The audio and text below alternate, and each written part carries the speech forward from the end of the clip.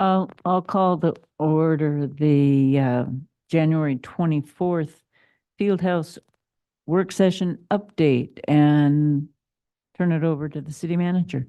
Thank you. Thank you for this meeting this evening. And the reason that we're here is that basically we want you to know what we know. We're going to go through the construction, where we are with construction, where we will be with construction, all of the construction costs, the funding, and then, talk about the connector, because that's the question that I receive is, will we be doing the connector? And if not, why won't we be doing the connector? We plan to move through the slides and add verbal content to the slides and to provide further information. And please ask questions as we move along. Yeah, so we're going to go ahead and get started. And thank you, Madam Clerk, for the next slide. And we will recognize that Mayor Whitney is joining us from Southeast Alaska. Hi, Mayor. All right, then this slide is the history and timeline, which all of you were very much involved, but we decided to add this for any public that was not involved since the beginning, and some of us that weren't either. So in March 15th was the start, March 2015 was the start of the design for this project. In October 2018 was the vote on the GO bond, and at that time, there was a 10-year debt period with a 0.5% sales tax, and that vote of the public failed by 18 votes. In October 22, there was a vote, another vote on the GO bond, 30-year debt, no tax, and it passed by 68%. February of 23, there was a GO bond sale, the first tranche of 10 million, and we will talk further about that later on in the session. And then June 23, as you know, there was a work session that talked about the funding strategy, value engineering, and full build out. At that time was estimated at 20.9 million. In July of 23, the project scope was scaled back due to the funding levels that we had at the time. And it was scaled back prior to releasing the bid to remove the connector and to carve out additional parking as an additive alternative.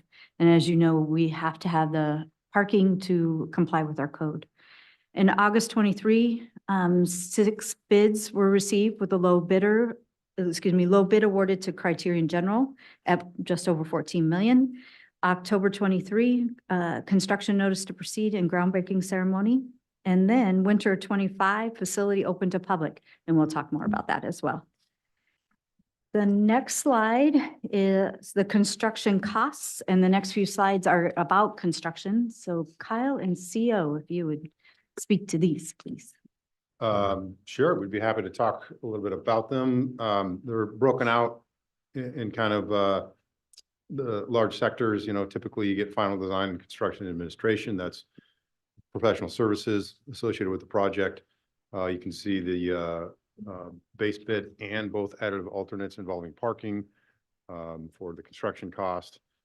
We do have a contingency still included in the project. It's significantly lower than a pre-bid contingency. It takes care of things like change orders and mid-construction changes. I think we have done nothing but site work, but how many RFIs and questions have we already encountered? I think we got 5 today regarding some hydronic piping and stuff. And so any construction project of any size, particularly a large vertical construction, is going to involve some changes. There could be discoveries and excavation, et cetera. So a contingency significantly lower. I think that's less than 5% of the construction cost. And it could be used for not just the construction contractor, but anything that's discovered along the way. So utility relocation, that's a number that just gets more and more expensive with any project that you see. That would be things like HEA, NSTAR, et cetera. There is a sewer relocation already built into the base bid. FF&E, we'll talk more about that later. That's a number that Joel did a significant amount of research on with this facility, talking to other agencies, other facilities across the state and in the lower 48.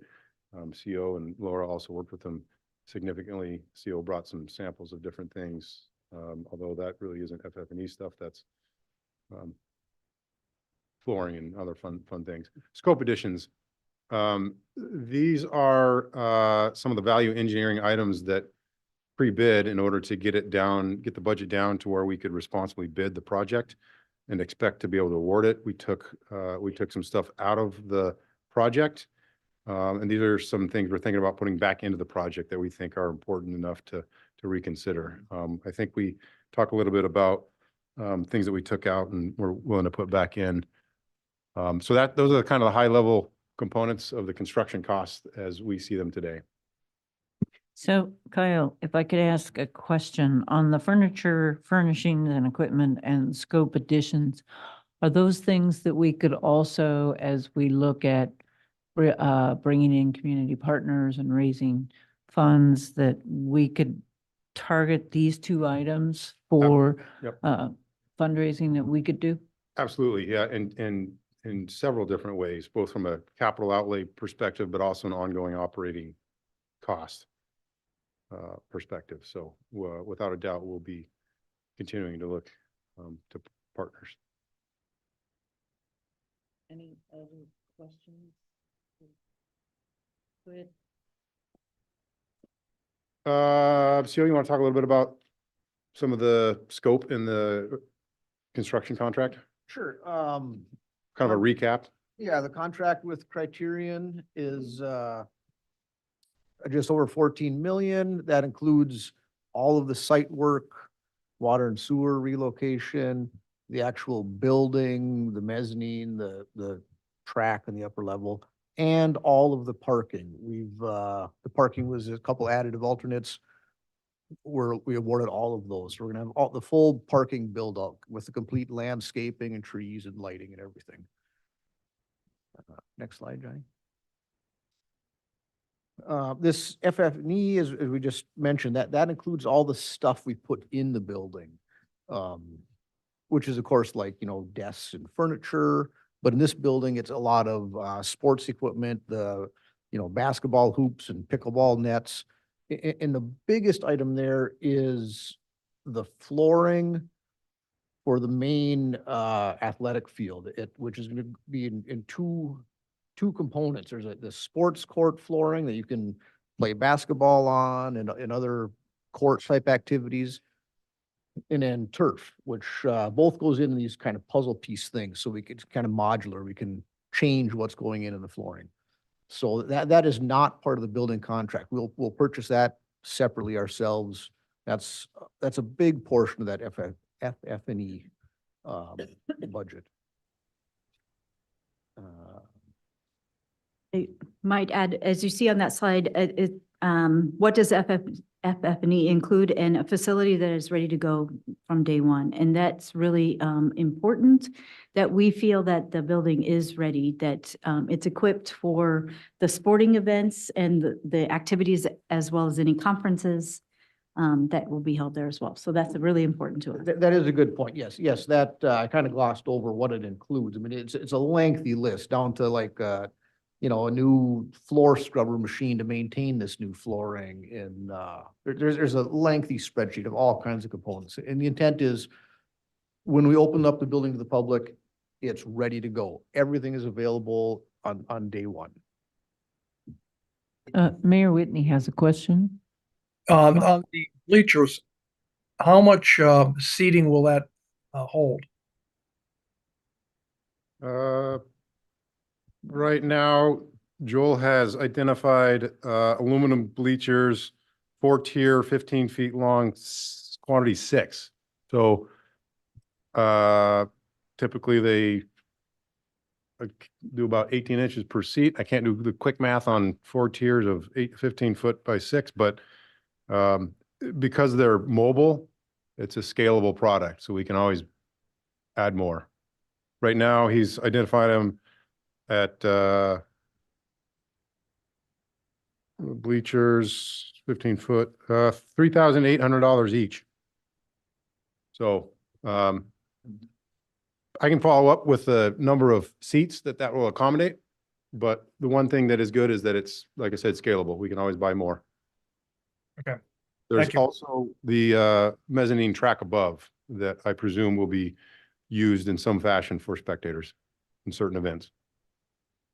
Okay, thank you. Mr. Carey. Thank you. And I certainly understand removing the connection that we've been involved in. Are we doing those things with the construction which would allow us in the future to easily put the connection back? And so, again, are we taking all possible and realistic and prudent things so that, because I'm going to hope we're going to end up with a connection, that can be done in the future? Yes, the building as designed leaves appropriate spacing for it, and it even includes like the water and sewer lines are going to be buried underneath where the connector goes, and those are going to be encased in a carrier pipe so that they can stay underneath the building. It's being built so the connector could be built. You know, it will fit in there without any major changes. Thank you. When the connector is built.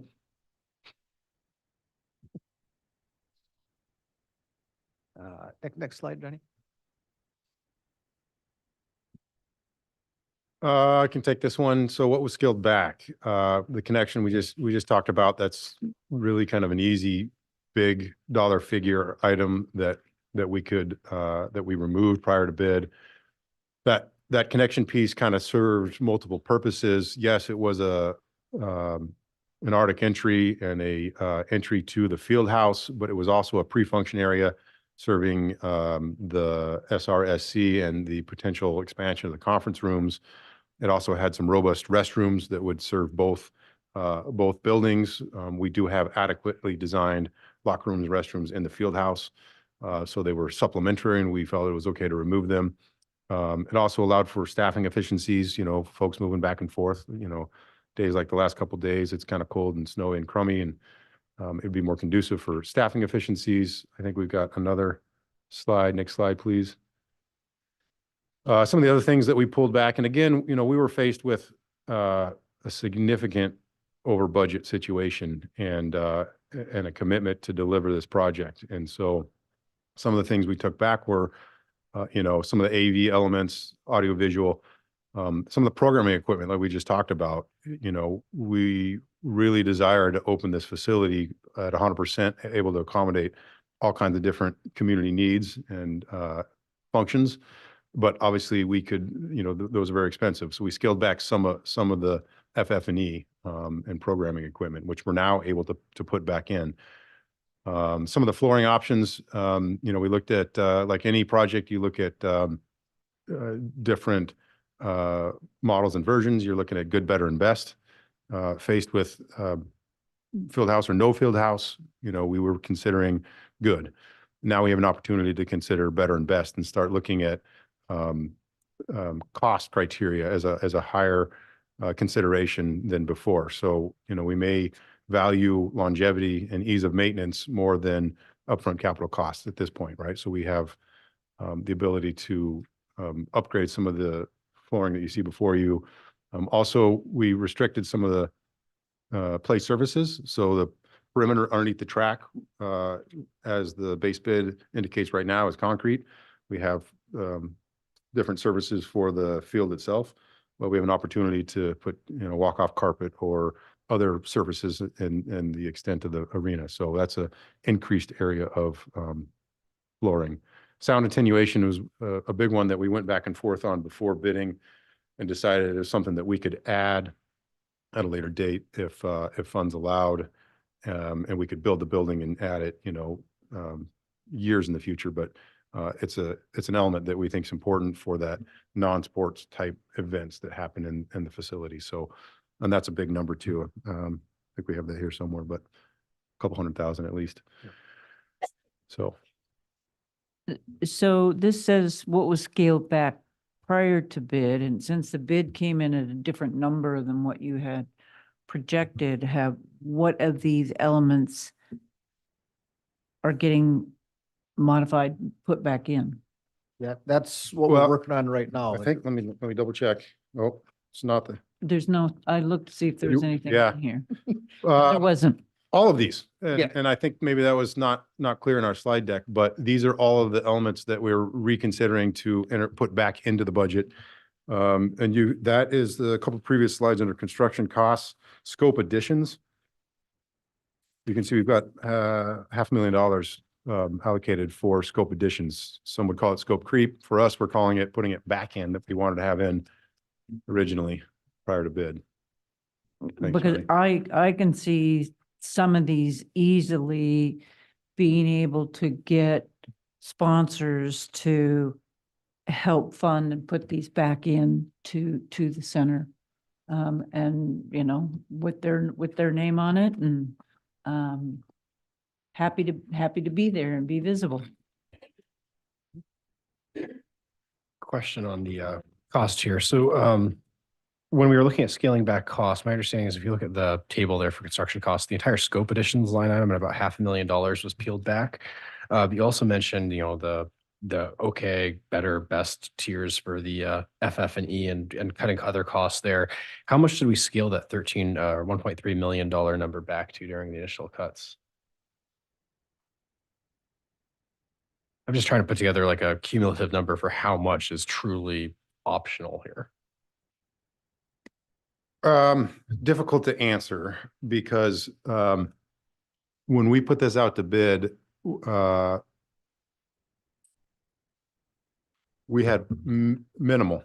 Okay. So I'd have to check with Joel in regards to, you know, he's got 6 basketball stanchions programmed right now. I think it was like 2. You know, futsal goals, you know, soccer goals, portable pickleball systems. We didn't have the luxury of having a robust FF&E programming equipment. Sure. So to answer your question more broadly, everything was on the table except for building a field house. We passed the GO bond. We're going to need to build a field house. If we had to limp along for a couple of years, then so be it. That was the plan. Fortunately, we're able to reincorporate these into the project. Sure. The reason I ask is I think like the other council members here have mentioned tonight, I'm also a very strong advocate of seeing the connector restored. That's a top priority for me. And I would like to know the total cost of what these optionals are because, you know, in addition to knowing the total cost of the connector, rather than city administration just making the decision that, okay, we're going to throw these back in and, you know, redirect all this funding to pump those back up. I think we should at least look at the option on the table to, okay, well, maybe we do hold off on the acoustical panels and we buy the mid-tier sports equipment rather than the best that money can buy and steer some of that money into getting the connector and holding off on that stuff for Gotcha. now. Gotcha. I think that will become clear when we get down into the dollars and cents tables later. Okay. Yeah. Yep. I understand your question now, but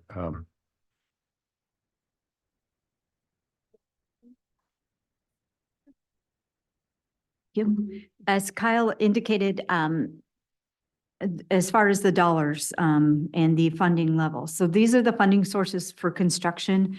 Melanie, if you want to run through them and I'll speak to the CDS. So this is kind of a culmination. This is kind of a culmination of many internal discussions amongst administration of the best way to fund construction of the field house. The first item on here is ARPA funds, and this is an approximate number. You may recall that 2 separate ordinances or 2 separate resolutions have come before you related to ARPA funding and use toward the field house. The first was for some field house design work, and the second one was allowing the remaining funds on the remaining ARPA funds to be spent for the field house. So we estimate the total of those 2 to be around $970,000. The next item is the first tranche of general obligation bonds that we previously mentioned was in the amount of $10 million. Those were issued on February 15th of 2023. We have the Rasmussen Tier 2 grant, which was recently awarded to us in the amount of $450,000. The next item is a second tranche of general obligation bonds, which we're recommending be in the amount of $3.5 million. And we'll talk about that a little bit more later on. The next item is interest earnings on the bonds. Our first tranche of general obligation bonds are currently in a dedicated AMLIP account, and that's earning over 5% interest right now. So we anticipate interest on both tranches of bonds being around $750,000. And again, that's just an estimate. It's going to depend on timing of when expenditures are paid out of that account and what the second tranche of bonds ends up actually being. The next item is congressionally directed spending, which Jeanette mentioned she'd talk a little bit more about. And then the remaining balance we anticipate would just come from city funds. So regarding the congressionally directed spending, CDS, I've been in contact with some folks at the federal level regarding our CDS request. And as you know, Mary Peltola has put it in. That funding is currently in the federal budget on both the House and Senate side, which is good because if it was only on one side, there's a chance it wouldn't remain in the budget. As I stated, it is in the federal budget. However, as we know, there's not a federal adopted budget. And at this time, I think the next deadline to have another continuing resolution, I believe I think there's February 16th is a date and then March 2nd is another date, but those dates do change, to adopt a budget. We've been informed that they actually don't expect a full budget to be adopted till April, and then it could take almost a year to receive that funding. So that's why when we're talking about funding, we're not certain that the $1 million is certain that we will receive it, or if we do receive it, we may not receive it in time. Part of the CDS requirements, some of them we haven't seen any of the grant requirements because it comes as a grant requirement. But generally, all the CDS funding has Buy America attached to it. And so we're watching our Buy America and what we're using. We also don't know if we can reimburse ourselves through this, or we have to use that $1 million when it comes for certain things. So it's an unknown at this time, still pretty secure because it's in where it's supposed to be, but we don't have an adopted federal budget yet. Let's go on to the next slide. The next slide. Can I ask a question? So when I look at this, the GEO bond was for 15, but we're only looking at using 13.5. Is that correct? Yes. Correct. And then when I go through and I add this up, what's shown in terms of our funding sources right now is 16,670,000. So we're 930,000 short. That would be from the general fund. Mhm. And yes, and you're right. And then we'll go into more detail on that as well. Our suggestions for that. Right. Oh, I'm sorry. Paul, Mayor Whitney? Going back to that bond, that was a $15 million bond, so there's still $1.5 million sitting out there. Correct.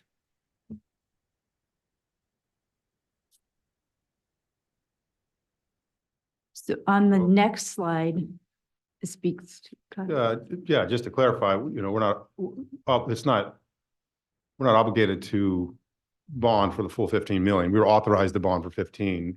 The first tranche was 10. So the proposed second and final tranche were 3.5. So based on, funding analysis, 3.5 in addition to the 10 for a full 13.5 million bond amount is the recommended figure. So we wouldn't need to bond the full 15 million. Question, if I may, Go ahead. Vice Mayor. Is Is that second tranche locked in at this point, or do we have the ability to modify that if we want to pull the extra $1.5 million to either minimize or pull from general fund for the remaining balance or allocate that towards a connector? We've It is not, not. yeah, It is- it's not at all, but that's the current funding strategy that we've come up with based on fund balance and debt service and operating deficit that you'll see here shortly. Okay, thank you. Mayor And it's on the Whitney? next slide. Mayor Whitney had another follow-up. No, that Mr. Chilson got it. Okay. Go to the next slide. Can I go just next step on that? Mayor, Councilmember I Carey. understand in terms of the two tranches. Do we still have time even after the second that if we wish, we could go for a third? It depends on the timing of it. The bond bank generally does bond issuances twice a year, so it would depend on how much time we have left and when their next bond issuance would be. there are costs with each bond issuance, so Certainly. if we think that we'll need more, we might want to bond more at one time than splitting it into two. But we Excellent. certainly could. Good, and I would certainly hope that we would go ahead and fully consider, again, maximum usage of what's available. I hope, and again, and I heard that we might limp along for a few years. I really don't like that terminology. Thank you. On the And- next, And the I'm first sorry. payment on the bonds is after we start drawing from them? No, it would be after the issuance. So when's it the doesn't 10 matter when million? we're So spending it now. we've already taken the 10 million, so we And we're will, already paying the debt service on that. okay, thank you. So the next few slides, we're going to talk about the bond and the general fund and the reason for the 3.5, where we are right now in that thought process. So we have talked a lot internally about how much to bond. Should we use city funds? Should we bond? Should we use some combination of the two? One thing I think we do want to be careful about is not over bonding, because we don't want to issue too much in bonds and then be trying to figure out what we're going to spend those on. And the reason I say that is because these are estimates. The slide before, those are estimates. The ARPA funds, we may actually have a little bit more than that. It depends on another project that's being funded with ARPA funds, where that ends up. That might allow additional funds there. We may end up earning additional interest on the bonds. Some of the contingency might come in less. And so we don't want to issue, we might also get the congressionally directed spending. And so we don't want to issue more bonds than we need, because one, we're going to be paying the debt service on it. And two, we need to then figure out what we're going to spend it on. So that's kind of how we came up with the plan, the combination of using some city funds and a bond issue, an additional bond issuance. When we were looking at whether to issue bonds or just use all city funds, we looked at interest earnings on our investments. We looked at what bond rates are doing. I've had numerous conversations with the bond bank and also with our investment advisors. Currently, our long-term account is projected to return 5.9% on an annualized basis over the next 10 years. Our medium-term account is projected to return 4.25%. And any draw that we take out of our investments, they would recommend taking 50-50, 50% out of medium-term account, 50% out of the long-term account. So on average, it would be about 5% earnings. Bond rates currently are estimated with a true interest cost of about 4.22%. So we'd actually be earning more on our investments than we would be paying out on bonds. Thus, the reason we recommend issuing more in bonds than we would in using city funds, if that makes sense. So go ahead. Is it legal that unused bond funds, so that we've taken, can be used to pay back on bonds? I would have to look into that. I'm not sure. Okay, that'd be a question I would very much like to It know. often depends on the question, the ballot question. If the ballot question was for the construction of, it can only be used for construction of. So it would, Good, so but we I'd will be get very back to you on that. interested. Thank you. Let's see, also utilizing less city funds and bonding more allows us more flexibility for other city projects and priorities. We did, I verified with the bond bank that after this is a 30-year bond issuance, but after 10 years, we would be able to refinance the bonds or pay all or a portion of them back. So next slide, it really shows it balanced. For the funding we have now, the work that we would be doing, so it's balanced. But what I want to move on, we can come back to this, but what I want to move on to is the ongoing costs and revenues and then the debt service. So the debt service really came into play when we were talking about the project itself and the funding as we're discussing and recommending. So Joel's on vacation, so he's provided us with the information of the cost, for operations. We'll have the debt service and then the user fees, the revenue from user fees and rental fees. And then we believe, I'm sure all of you do as well, that there will be additional sales tax revenue as the facility comes online. And that is yet to be determined what that could be, what that impact will be. So to the next slide are the projected annual operating costs and revenues. I do want to say that on the, let me make sure, okay, yeah, that the expenses were, how would I say, projected high and the revenue is projected low. And so pretty conservative is what it is. We do believe that there would be more revenue than what is listed there. As you can see, Joel is projecting salary and benefits for 5.5 new FTE. And then there's the maintenance and operation costs.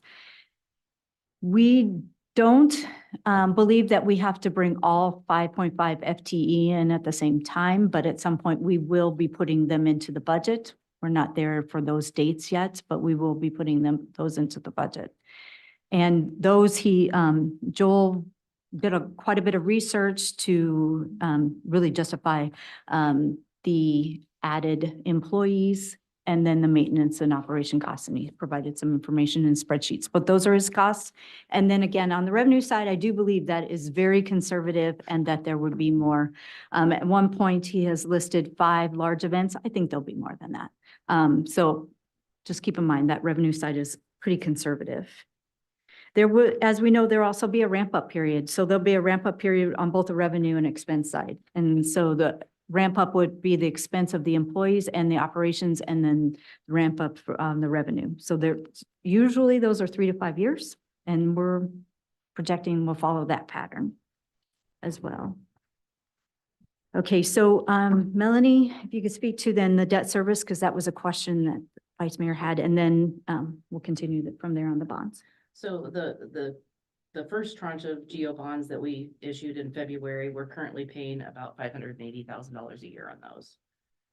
The second tranche that we're estimating $3.5 million will need, we're estimating $210,000 per year debt service for that. So that's a total of $790,000 a year for both principal and interest payments on that debt. For the second tranche, will that be, when would that be? Would that be this year?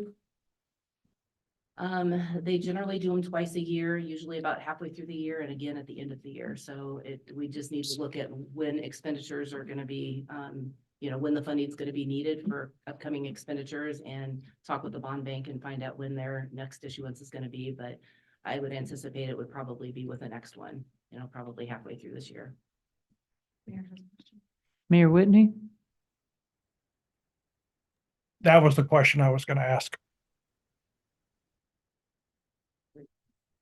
That's right. Okay, and as mentioned, Jeanette had mentioned that we do anticipate general sales tax revenues increasing due to more people coming into our community and using the field house. So we anticipate being able to pay for the debt service with additional tax revenues, investment earnings, and then the balance would likely come from the general fund balance. And the next slide also lists the expenses and funding as balanced, and then the ongoing operational costs and the debt service on your left side there. So the total annual expenses of 1.3 million, just over 1.3. And then the revenue side, as you can see, 150,000, I do believe that's low, but 150,000 and the additional tax revenues that to be determined. So the annual difference is 1.2 million. So because of the deficit, that's why, part of it, if we issue additional bonds, and Kyle, I'm kind of going off script here. If we the 1.5 million, it appears that it's estimated previously for the connector to be 2.7 million. Correct?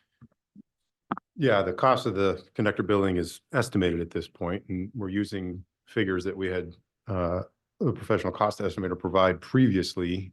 So what's the change between now and then?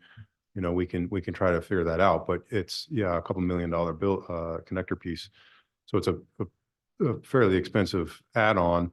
The other thing to note about the connector piece is that, it's relatively independent from the field house. So the question earlier about will any of the work we're doing on the field house obstruct or cause us to not be able to do the connector piece? No, they're relatively independent.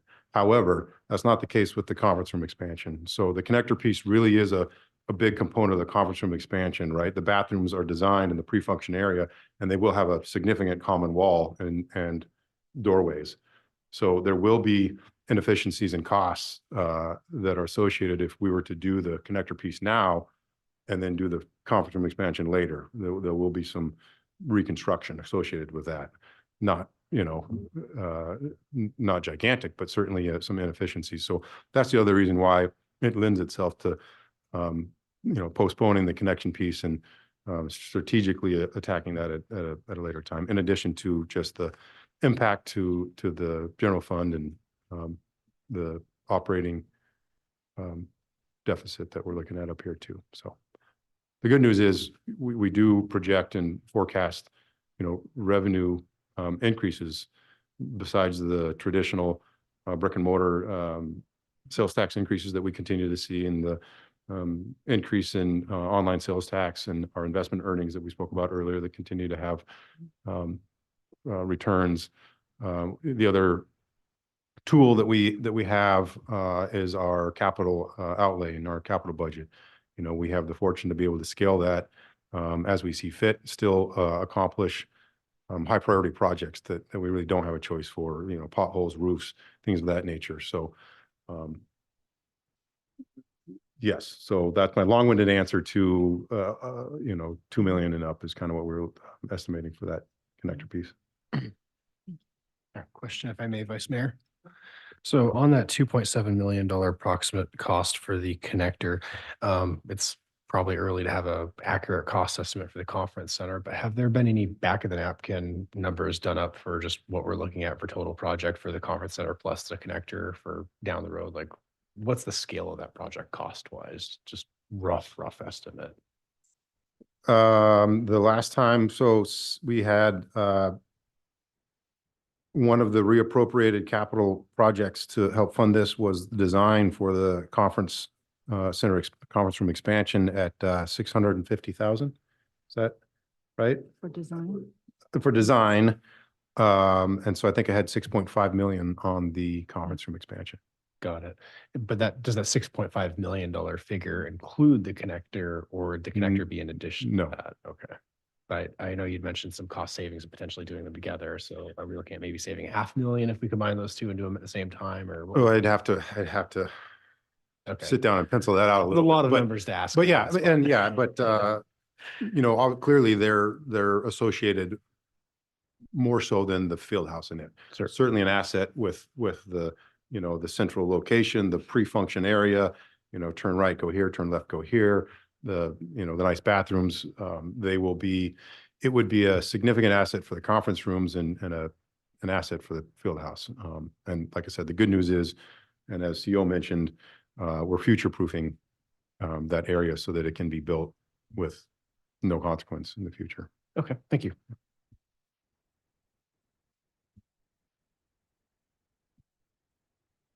So we're going to go on, and as the Vice Mayor spoke of earlier, we will continue to gain community partnerships, sponsorships, any funding opportunities that we will have, we will continue to pursue. And, any partnership ideas that you have, send them our way, and we'll continue to pursue them. Next slide. And as CEO brought in here, we wanted to bring you some samples of the colors that have been, that you've seen before, that you've been before you before, have been before you. And so we thought we'd provide you with the samples of those. Yeah, Joel has worked with, of course, the Parks and Rec Advisory Board and lots of other user groups, and talked to people about what kind of look and feel do we want for this building. Our professional architect, our design team came up with this concept on top with this river theme, which then gets turned into, you got to go from these pretty artsy colors into actual, what materials are available, which is what the bottom is, which I have here. And that's been, like I said, before the Parks and Rec Advisory Board and numerous other stakeholder groups. And these are some samples of materials we're moving forward with. So in our preparation, and we've had, I don't know how many meetings to talk about, obviously about the field house, but also this work session, we went down a lot of rabbit trails. And so we'd be happy to go down rabbit trails with you, or any questions that you may have, any brainstorming ideas, any of that. Because we've been there and we've been talking about them. So we'd love to hear what you have as well, and any questions that you may have. Hop on, Mayor Whitney. Looking at these colors, what color is going to be the exterior of the building? The building is primarily white. It's insulated panels, and so a lot of the building is just a basic white color. Follow up?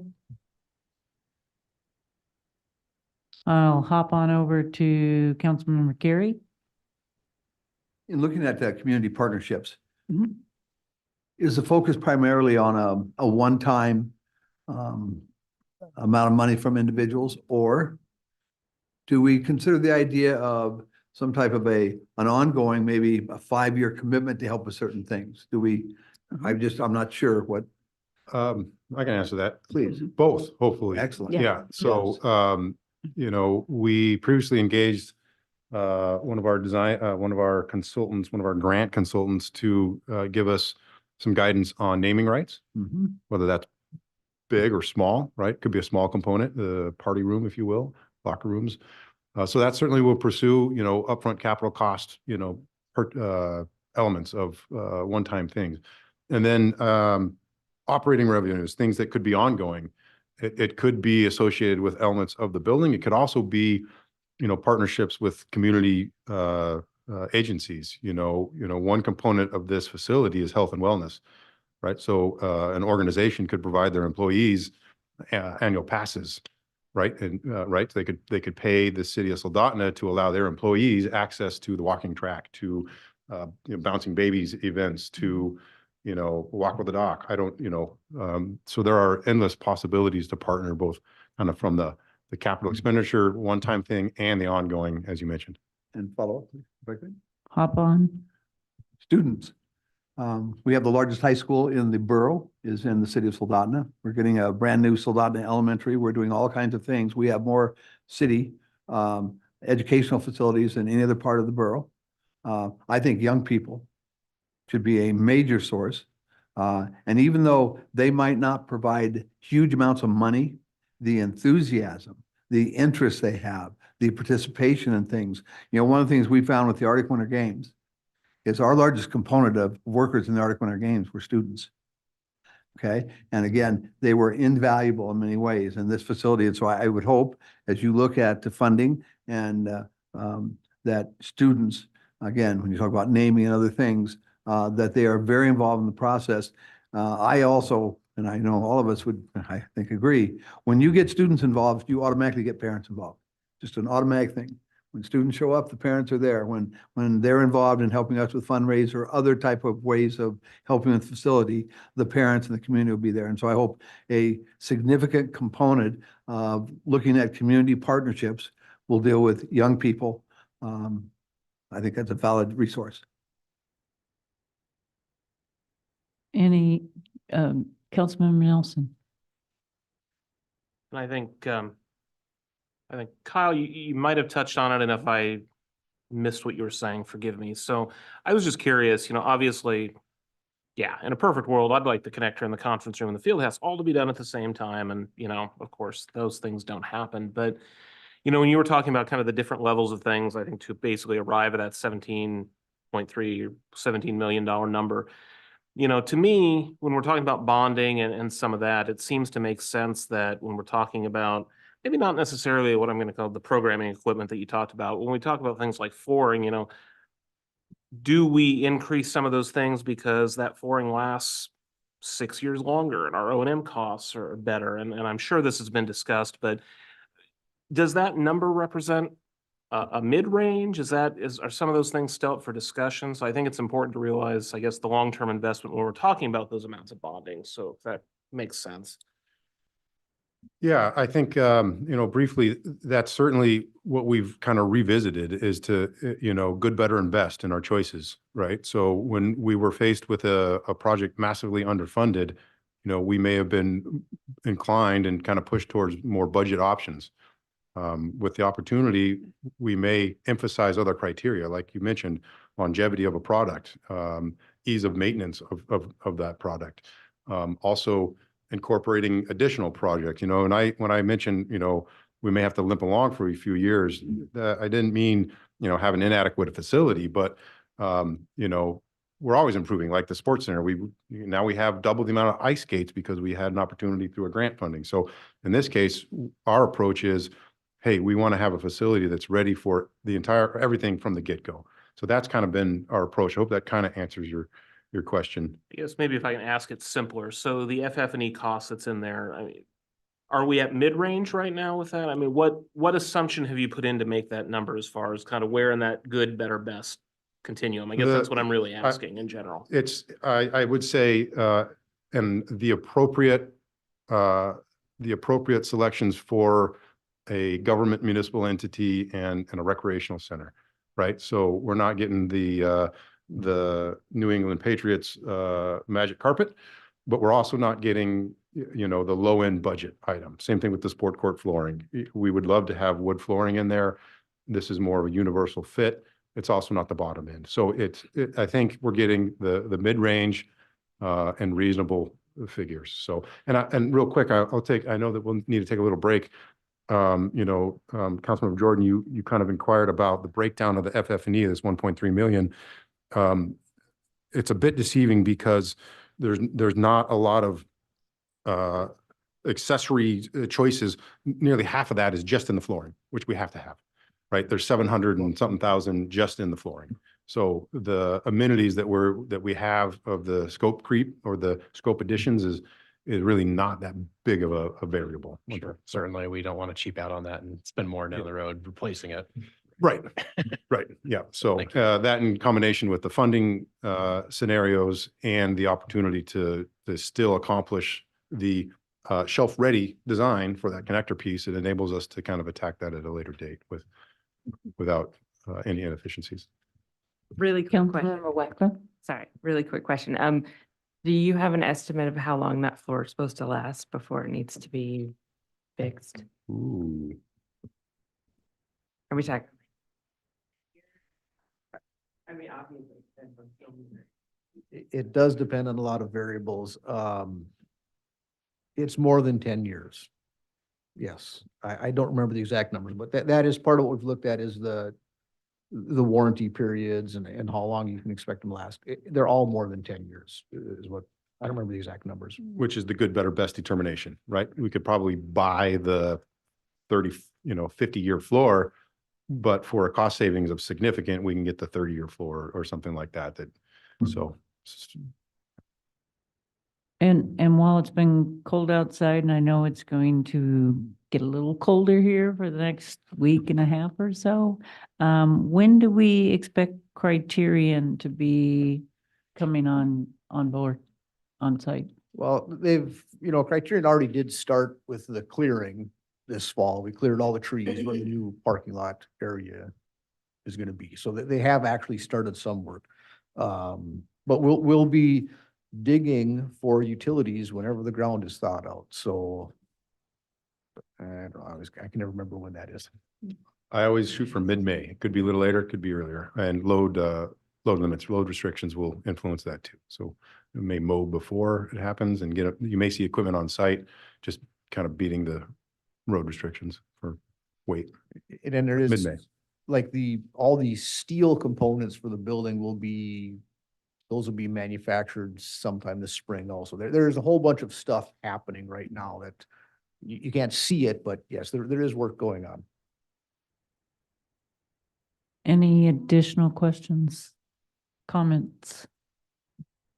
So on the community partnership sponsorships, when the group came together for the field house, it was a community group that came together to kind of move things forward, spur that on. And I want to talk with Mayor Whitney and the city manager about putting together a community group that we can then start targeting, getting community sponsors and partnerships, and maybe put something together where we have a committee and have a plan and targeted entities to talk to. So, Mayor Whitney? I have nothing to add. All right. With that, we will adjourn this meeting and we will reconvene at 6 o'clock.